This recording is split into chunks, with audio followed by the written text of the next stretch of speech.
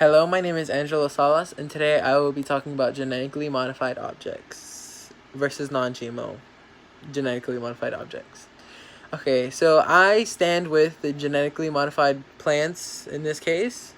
I will be talking about plants because they are more beneficial for future generations. They're more cost effective. They're just like, what is it? They're better for the environment. Okay. So, with cost effective wise, when buying genetically modified plants, you can get some that are resistant to insects or that they kill insects as soon as the insects bite the plant or try to eat the plant, because the scientists have modified them to make this certain protein that kills the insects when they eat them. And this does not affect us, but some people are concerned that it will because fake news and fake research that is mostly funded by pesticides, like pesticide companies. So, genetically modifying the plant to produce more protein or produce a certain type of protein that kills the insects does not harm us.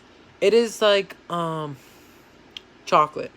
Chocolate can be very dangerous for dogs in certain amount of dosages, but for us, it's it's a dessert. It's really good. And the same thing for coffee. So coffee can kill certain insects.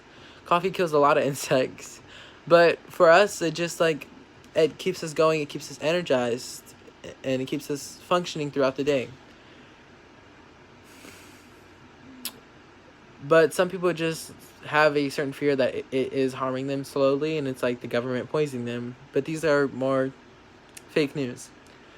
It is also very effective on pollution because pesticides, like, once you wash it off, it doesn't just go away. It can pollute the soil it's in if it's enough, or it can pollute the bodies of water near the farmers or even near us when we wash it off.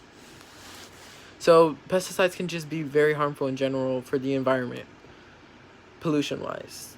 And then pesticides are also very they're pretty pricey.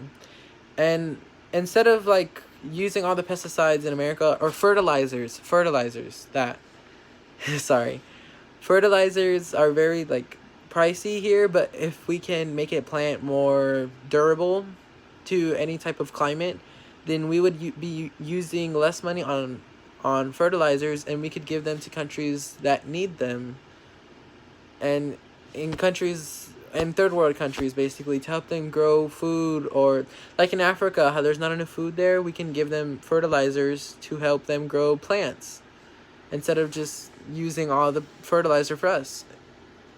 That's how GMO, genetically modified plants, can help us. And then also, UN did a study, and they did a prediction, or a percentage of how much we eat daily, which is 11 million pounds of food. And 30 years from now, the population will grow, obviously, as it has been doing.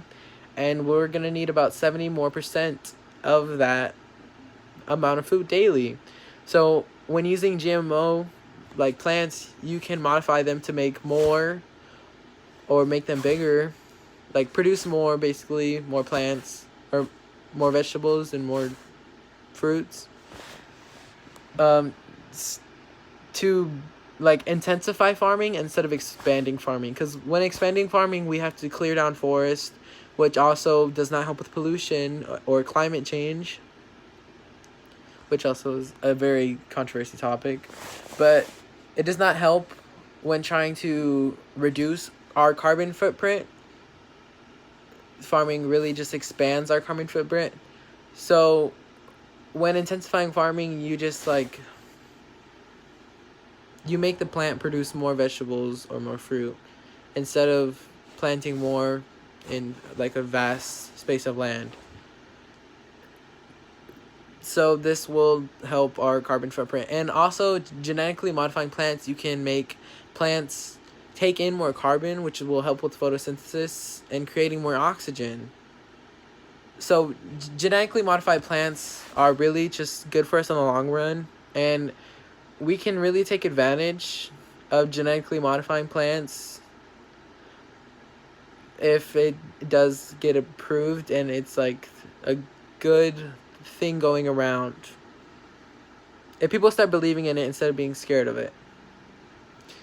Okay, thank you for listening.